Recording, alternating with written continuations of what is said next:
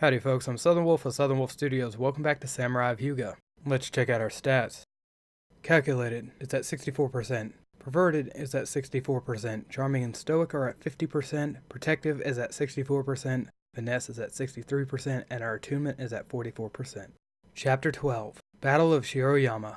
The Canary Nest. The squeaking boards of the izakaya needed all the mopping they could get. After an unexpected visit by a large group of gamblers last night, the manager Gucci hadn't slept a wink. He couldn't complain about the business, but he could grumble about the mess that they left in their wake. Someone was at the entrance. It was still morning and the place wouldn't be open for hours yet. That wouldn't stop an old drunkard from trying. The portly barkeeper looked over at the early visitor and gasped. A woman with a scar down her eye, with brown hair that ran untamed past her shoulders. The one who had asked him about Okami just 2 weeks past. Remember me? That's good. The person approached Gucci, and instinct urged him to flee. This wasn't just the Canary Nest, it was his. He didn't care what manner of street tough, yakuza, or samurai walked through those doors. Not even a ronin could bully him. Not here. We're not open yet. I'm afraid you'll have to come back later. His courage extended further than he thought, but he still couldn't look the fearsome woman in the eyes. Those animal golden eyes. Instead, he opted to gaze at her katana. No, that offered even less relief. The ronin leaned over and placed her lips right next to Iguchi's ears. The whisper sent chills down his spine, and it took everything to hold back his body from shaking. Okami-kun is in the city. That's the word out of Yamato. Now why don't you tell me where he is, little man? Iguchi gulped. Okami had managed to get himself out of the underworld, a feat the barkeeper knew wasn't easy. Iguchi himself was an ex-convict who had chosen a more reputable path, and so he felt the need to protect the assassin he had hired in the past. Turned out to be an excruciating mistake. Okami-san doesn't do that sort of thing anymore. He's trying to better himself, so He stopped as soon as he saw her eyes dilate, which was like a switch that had been turned on. All of that happened afterwards. It was in a blur. The fearsome warrior gripped and pinned Iguchi's arm flat against a nearby bench. An inhuman guttural laugh that made the predator's words almost nonsensical. Better? You should not have said that. The ronin rammed a thin wooden object through the palm of the man's hand, a chopstick. But the pain didn't register yet, not before she yanked the stick out to jab it into his hand over and over again. Each syllable she spoke was another thrust, shattering flesh and splintering bone with thunderous, agonizing force. Where is my Okami-kun? I saw the white thatched roofs emerge in the distance. They reflected off sunlight, turning the mansion into something of a beacon. But there would be no greater error than to mistake its heavenly appearance as anything divine. Yakuza were ritualized businessmen, and they only worshipped the almighty Ro. Momoko walked by my side, though her pace slowed as we approached. She was no doubt afraid of returning to her captors. There were hundreds of different ways that my plan could go wrong, so I couldn't falter for her hesitation. Worse still, my right hand was shaking in anticipation of what was to come. I made sure to walk to the doctor's right so I could hide my pulsating limb from view. I just had to hold it in a little longer. She wanted to chat. There should be no concern over Matsumi-chan's cough. It should cease within a week's time. I know you worry over her. You may prove to be a better father than you. She was taken aback by what she found. Your irises have changed color. Momoko made the mistake of getting too curious and put her hands atop my face to examine me closer. My wrist burned and cracked like a whip waiting to snap. I was going to kill her. Pull her hands off. I pulled her hands off my face, but I couldn't stop it there. When my hands grabbed hold of those delicate wrists, they clamped down and squeezed. I could feel her heartbeat within my palms. I could see her face warp from curious concern to surprised pain. And all I could tell is that I was enjoying it. Momoko pleaded out in a cry. Her knees gave out from under her. When she started sobbing, I finally got a better grasp of my senses. I let go of her arms, which now sported a pair of bruises from my inhuman grip. While I stood over her, I wondered again what I truly was. Was I nothing but a monster who managed to hide it well? You would do well to fear me. It'll soon be necessary to show you why. Attunement has increased. You would do well to fear me. It'll soon be necessary to show you why. She deserved a warning about what was to happen. Momoko wouldn't be able to look at me the same way after this again.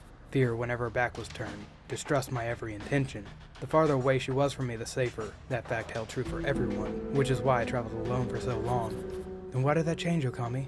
She recovered after the tension settled, dusting her kimono off and readjusting her hair. When my gaze lingered for more than a second, her appearance changed. Her curvaceous figure now sported scores and scores of red lines, which grew into hundreds at each passing moment. I could see every slice and slash that would end her life in a single strike, instant death from nearly every angle. Her face looked like a mess of calligraphy with elegant strokes just begging to be carved. My thoughts had already started to degrade. Momoko interrupted them. fear has never stopped me before, Okami-san. Remember, I've been in Shiroyama's employee for some time. She smiled and continued. More importantly, your yellow eyes almost suggest jaundice, considering you're a capable drinker. Her head, the one with thousands of lines across it, shook. But the whites of your eyes remain unblemished. There's no doubt some psychological aspect involved as well. You grow more fascinating by the moment, Okami-san. I couldn't tell if I was blushing or not, but the line slowly started to fade. It was best to head on in while I still had control. Momoko was a trooper if nothing else, and scaring her off might not be as easy as I thought. A bald giant stood guard in front of the entrance, dwarfed only by the shadow that he cast in the sun's light. The imposing, statuesque figure of the shirtless man was intimidating the most, but atop his tanned and toughened skin I could already see lines beginning to form. I wasn't afraid, and I couldn't be. I had to be the assassin that dealt with these lowlives on a daily basis. The more confidence I could display, the longer I could hold off from having to turn this into a bloodbath, and the better chances I'd have of making it out alive. "What do you want?" The bouncer hollered before my katana got too close. His eyes couldn't help but focus on my companion, however, and the generous amount of cleavage she was showing. Might be able to work that angle. No, it was a risk. I'm bringing back a sheep to the flock, and I expect payment. Attunement has increased. I'm bringing back a sheep to the flock, and I expect payment. The giant stared blankly at me, unable to piece together my meaning. He scratched his dome before responding. "Sheep? Shiroyama don't deal in livestock, boy. Stupid foreigner." He started doubting himself, however, and yelled inside the outlandish-looking mansion for help. A whirly woman with a snake tattoo down her throat came out to see the fuss. At her hip was a spiked club that had dulled notches from overuse. What she was using it on wasn't something I bothered to dwell on. "Fuck's sake, Daisuke, what's this bastard and his bitch want? Another husband looking for Ro? We don't lease around here." The Yakuza's tongue was far sharper than her weapon. I'd forgotten just how dirty their language was, especially when their superiors weren't in earshot. I didn't like what she was implying, but I had bigger concerns at the moment. The giant restated my reply. "Says he's returning sheep to the flock, and it don't make no sense. We don't sell livestock, right?" The foul-mouthed woman looked me over before face-palming.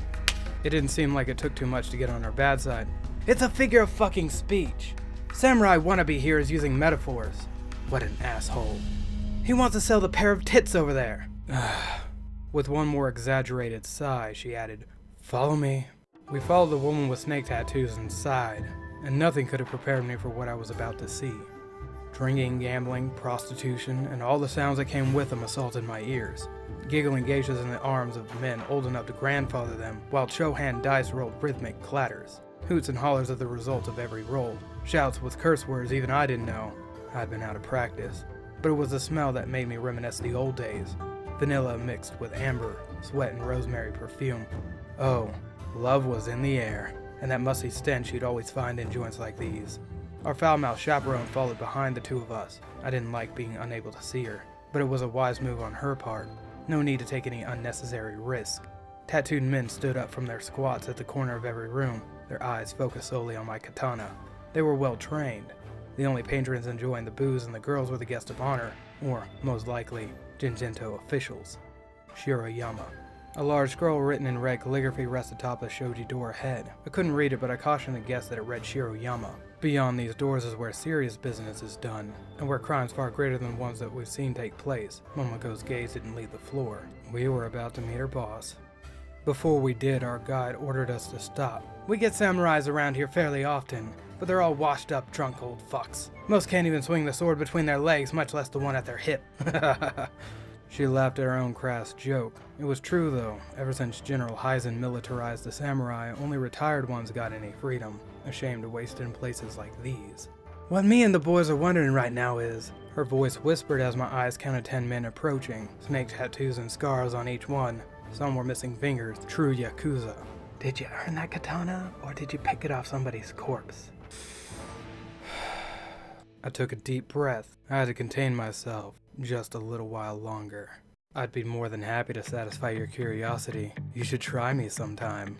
Attunement has increased. "I'd be more than happy to satisfy your curiosity. You should try me sometime." Even here, my katana brought a level of respect they couldn't help but envy.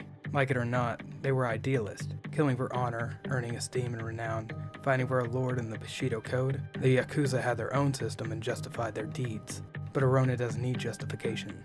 A ronin doesn't hide behind ideals. She laughed off my remark. though the atmosphere remained tense. Ha! Cocky are ya? I wouldn't be. Plenty of bastards around here would take their chances at that sword of yours. She eyed me once more. Call me Nishi.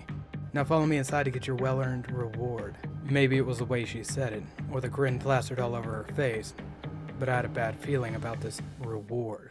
Not even the Imperial Palace could compare to the display of wealth that had BS'd my eyes. That's only a guess, of course, but inside the chamber was a spectacle all its own. A giant dragon made of jade hung from the ceiling, its serpentine tail sprawling the walls with its magnificent length. Beneath it, a fountain made of bright gold spouted water. Except it wasn't water. Not from the aroma it gave off. Oak and caramel intermixed in beautiful harmony. The understanding passed me as we walked by. To think a golden fountain of sake exists in Hyuga. That sort of thing should be reserved for the saints of high heaven, not the glorified bandits of Jinjinto. Calculated. Then again, I idly thought, maybe this misplaced heaven makes sense after all, given my new nickname that Toshi never lets me forget. Nishi guided us forward to a set of stairs that spanned the width of the chamber. Atop rested a shrine of ridiculous wealth. A statue of vipers and cobras depicted in various states of engorgement. Giant red ruby eyes sparkled in menacing light. Charming. Well, on the upside, I whispered to Momoko, we're definitely in the right place. A throne of silk cushions wedged itself between the hulking statues, with a figure occupying it. My eyes stung trying to make out more details than that, the shining decor forcing my stare to wince downwards, but even the polished floor shined like glass. I saw the reflection of a dozen feet, 6 pairs belonging to our ever-increasing armed retinue. This, Nishi spat, is as far as you go, samurai. Our special lovely here is coming with me. She yanked Momoko by her hair, inducing a sharp yelp. The doctor's eyes never left the floor. She looked defeated. Fine, just hurry it up. Fine, just hurry it up. As tempting as it was to fill up some of my canteens by the fountain, this wasn't as close as I'd like to be to my target. Being flanked on both sides by burly, tattooed, shirtless men didn't help either. They were unarmored, but fit and deadly. Their eyes had seen more than a death or two. Nishi shooed me off with a hand that wasn't clenched in Momoko's scalp. Jeez, a little fucking patience wouldn't kill you, samurai boy. Stay put. In the blink of an eye, the Yakuza's face features a new set of designs. Bright red lines across her eyes and through her forehead, around her neck and upper throat. Being ordered around and being called samurai, I could visualize every opportunity to cut her down to size. But I could also see Momoko's doe eyes, and they gleamed of metal as she held something in her belt. A carving knife. Okami! How could you betray me like this? Her eyes started shaking and erupted into forced tears. You told me you loved me! That you'd take me out of Jinjinto! You bastard! I trusted you! Without even telling me, I knew exactly what she was about to do. Shake head. Attunement has increased. I shook my head. I didn't want her to try anything stupid. The doctor and part-time actress pulled against her leash, as if trying to strike me. Nishi reeled her back with a painful yank. The Yakuza around me eased up their stances, entertained by the estranged woman instead of focusing on my weapon. I couldn't attack without Momoko being in the thick of it, but her acting helped in more ways than one. The group of us watched Nishi as she dragged the captive up the long set of stairs. The key word here is group. I grew up enough around gangs to know their appeal. There was no such thing as a shameless gangster. They held an unspoken guilt that turned them against the good-natured and honorable. These men once thought of me as a noble samurai, but Momoko's act just lowered me down to their level. We weren't comrades, but any hesitation might save my life. I heard howls of laughter come from the throne. An odd-sounding clamor echoed against the walls. The voice was feminine but deep, giddy yet guttural. I could only imagine it belonging to a very large, very old woman. But there was still something unnatural about it, like how you could hear her words even from halfway across the chamber. My most prized mouse returns to my possession. You do not know how distressed I was when you escaped, Momoko-chan. I saw a movement above. Shiroyama had left her throne and approached the doctor. I gave it some thought. She groaned as she crept closer. Producing opium doesn't require legs, so why don't we just rip yours off, Care to squeak up, my little mouse? Momoko said something in reply and got a slap across her face for her efforts. The guttural laughter continued until the charmer's gaze peers over the steps towards me. You there, I assume you brought her back to me. Take what you've earned. I never abscond my payments. She tossed a large pouch that jingled and broke open halfway down the stairs. Row, enough to feed me beef stew and dumplings for the next decade. My heart stopped. Attunement test passed, but then it started beating again. I didn't think about the money. I thought about the words the charmer used and how oddly familiar the vocabulary was. Abscond on my payment? Who uses words besides that? Besides, the kid, who flung Row at me at the Kabuki Theater, sniffling back tears and doing her best to hold back a cry. She called me a scoundrel as her tiny shoulders heaved up and down in frustrated breath. And I told her my reply. What did I say? My job is to worry about you. Attunement has increased. My job is to worry about you. I was worried about Matsumi. Did she have a future as an outcast ninja? I was worried about Toshi. What if someone found out about her ties to the Emperor? I was worried about Hachi. How long before a soft heart got him killed? I was worried about Momoko. Was she nothing more than an opium-making slave? And I was worried about Junko. Had the Jigoku Ito-Ru consumed her mind, as it had Sensei's, as it will mine? I started laughing as red lines appeared all over the Yakuza's chest, arms, legs, and face. When I was alone, I had no worries. Now I was carrying the burdens of my friends atop my shoulders.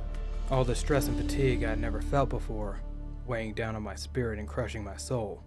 Calculated, but for the first time in my pathetic life I had something. A reason to live. Behold, Snake Demon, the true power of a ronin! Effortlessly, you must empty both your mind and spirit, Okami. One of Jinsai Sensei's rare instructions returned to me. Succumbs, but your mind refuses. Relinquish everything or you will end up with nothing. Stop understanding and do. Sensei rarely gave such zen-like advice, opting for more practical guidance. So when he said this to me over a decade ago, I couldn't help but repeat it in my mind. To overthink it, which, ironically, was what he was trying to stop me from doing. The strike of non-thought is the central method at the very core of the Jigoku Ito-Ru. It is a technique that I had let decay and fade throughout the years, mainly because I never had need of it. No matter how dire the fight, or how dangerous the situation was, there was never much to lose. Until now. I looked over the 6 menacing Yakuza encircling me. They were hardly the only ones in attendance. My laughter had drawn quite the crowd. Servants, geishas, and even half-drunk samurai wanted to witness this spectacle. A resourceful Wakuta was taking bets. The odds weren't in my favor. I needed to decide. Did I use Sensei's technique and relinquish my mind, or did I fight as I've been doing thus far? I used my own technique. No, I was different from Sensei. I was no longer the child who thought of him as a father, no longer the teenager who followed in his every footstep. I wasn't going to lose my mind and spirit for the sake of being the perfect swordsman, for the sake of being the ultimate manslayer. What-da-da-da! A particularly noisy Yakuza charged at me with daggers while his buddies waited for an opening. It was such a sacrificial, reckless attack I couldn't help but give pause, risking everything to do me in. I took it as a compliment. Then I thought over my options. Believe it or not, my personal techniques weren't limited to tossing tables or Chohan dice. Each of them had a name, but I didn't intend on shouting them out. And that was Hachi's shtick. Piercing Palm. Attunement has increased. I turned my shoulder to the charging opponent, crouched low and coiled back my arm. I could see my reflection in the blade just inches from my face. My left hand rose and extended into an open palm. Even a half-drunk samurai could recognize this stance as a variation of the Kogutsumi. And it wasn't something the Yakuza could have prepared for. Between the lunge and the extended reach of the single-hand grip, I closed the distance in an instant. My blade connected with the base of his neck, where it met some resistance before breaking through. I heard the gurgling windpipe sound off, and I felt a sharp tremor run down my knees. My sudden pounce had put more stress on my legs than I expected. I was reminded of the painful skidding I did across the Tatsuzan Bridge earlier. I couldn't shift the weight off my back foot. I had hoped the remaining Yakuza didn't notice, but they all came at me with renewed vibrato. Sensei, I asked myself, am I to follow into your madness? Refuse. Attunement has greatly decreased. Curse you to hell, Jinsai! I cried out at my master in a furious rage. He was no doubt watching me struggle from whatever pit of hell he wound up in. He was no doubt laughing at me while my arms refused to raise and my legs refused to move. A lifetime of fatigue hit me like a tsunami. I recalled that stupid story of Toshi's on our way into Jinjinto. When the Yakuza got within distance, I knew what I had to do if I was going to live. I had to give myself up. Not to the Emperor or some sea dragon spirit, but to Sensei's technique, to the Jigoku Ito-Ru. You have forgotten yourself. I emptied everything from my mind, every lingering thought, every agonizing regret. I no longer interpreted their movements or scrutinized their stances. I no longer understood who they even were. I just did, and they were dead. Itch lost the contents of his stomach in an horizontal slash. The strike moved a knee, who lost the better part of his jaw to the upward swing.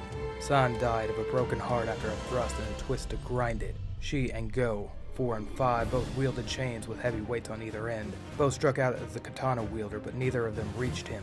The katana closed the distance and dismembered Shi's arm, but in doing so the blade got wrapped in Go's chains, and no amount of strength could free it. The wielder's grip bled his hands, but he did not release. Chained, the blade did not pull back, but instead charged through Go's mouth, wedging through teeth and gums. It was stuck there until the wielder stomped against Go's scalp to free it. The katana was cleaned with a flick, but it did not stay unbloodied for long. More arrived, but the wielder could not count much higher. He kept cutting across the red lines as the katana wanted him to. There might have been screams and cries for mercy. There might have been non-combatants slain as well. The katana kept cutting while the uncounted number sprayed red mist everywhere. The wielder. I stumbled and staggered, once again remembering who I was. I looked over Sensei's gift with an unfiltered fear. The katana had consumed my sense of being, turned me into an unthinking husk of death. My lungs gasped for breath as I hadn't taken one since the battle began. So this, I thought, is the essence of manslaying. Monster! You monster! Nishi blocked my path midway up the stairs. She held out her kanabo in front of her, but her spike club trembled. I looked at my hands and kimono and saw them bleached red. If I turned around, I could see exactly what I had done, but I wouldn't dare. I didn't want to know what could make a fearsome Yakuza quiver. This wasn't a fight I wanted, not because I knew her name or that she was a woman. That's never stopped me from killing before. It wasn't even because of the danger that Momoko was in, or the spiritual embodiment of greed that beckoned above. It was because of the stairs. It had been a bit of a climb to get up this far, and my distaste for heights started creeping in. Worse still, there wasn't a support rail to be found anywhere. I felt a distinct lack of a step beneath my heel. She had the high ground, whereas I could barely keep myself balanced. The guttural laugh returned. Your performance has pleased me immensely, samurai. Shiroyama's echoing voice was louder than ever, this close up. From her vantage point, she must have had a great view of my previous battle. Or should I say ronin? Though no swordsman as brutal and powerful as you ought to be masterless for long. Come, join me for tea. My focus shifted between the disembodied voice upstairs and the bloodthirsty Yakuza in front of me. Nishi wanted to run that club of hers down my throat. Her boss wanted a tea ceremony. I wasn't sure which one appealed to me less. Those ceremonies could stretch on for hours or more. I have no master and never will. Prepare yourself. Attunement has increased. I have no master and never will. Prepare yourself. I'd never be swayed by her words, made to kneel or bow to anyone. I am a ronin because I choose my own path and create my own destiny, even if that destiny has already been foretold by the Emperor's dreams. I'll kill you, Shiroyama, not because I need to. I shook my head at the thought, but because I want to. Nishi's kanabo came plummeting down above me with enough force to crush my skull in like a melon. I couldn't avoid it for fear of tumbling down. I parried the blow, but without proper footing, the collision shocked my already sore arms and shoulders. I could feel all the anger and rage behind the strike, which I barely managed to absorb. With our weapons clenched against each other, our eyes interlocked. You bastard! Those were 6 of my boys you gutted down there! Her vicious voice went down into a whisper. They were loyal to Shiroyama, to me, to the Yamagata-gumi. I will be your death, Okami! I swear on their fucking graves! My positioning was horrible. I couldn't budge my feet an inch without losing balance, and I couldn't free my arms from her attack. She pressed her entire weight down on my blade, and my arms were screaming. The sound of finger snapping preceded a series of light prickles down my back. At first it was an unpleasant itch, but then it was nothing. It was a numbness that spread through my arms and down my chest. It dimmed my vision and senses. It caused me to stumble sideways like a drunk, to use my katana as a makeshift walking stick. I didn't feel any pain, but I didn't feel anything at all. I plucked out the darts, which were laced with a familiar bitter and flowery smell. It was the unmistakable smell of Momoko's handiwork, opium. You will make quite the lovely pet, ronin.